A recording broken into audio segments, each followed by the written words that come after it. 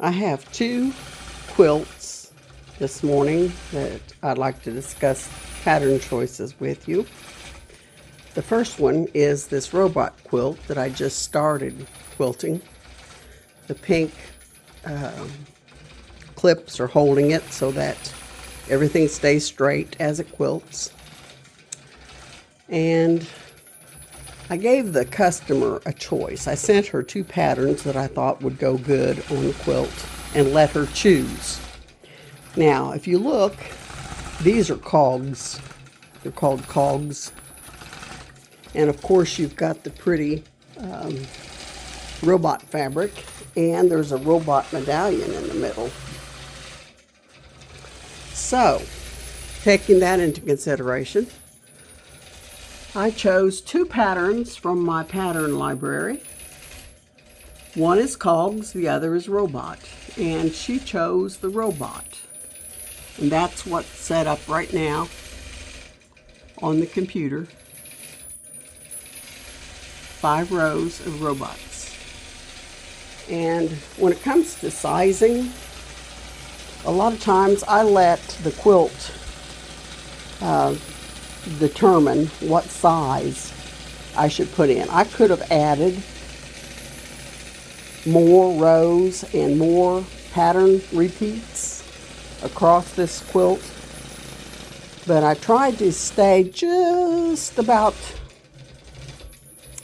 a little bit bigger than what the fabric shows. Not much.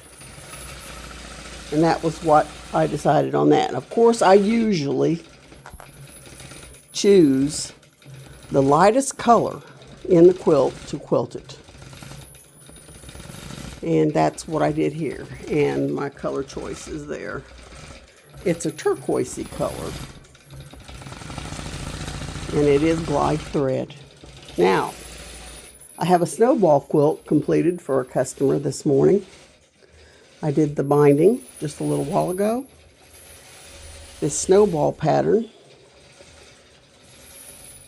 When you stand back and you look at this, you got to ask yourself first before you start quilting, what is the star of the show? What is the most prominent feature on this quilt? And for me, it was a light and multicolored snowball fabric. So let's take a good close look at that.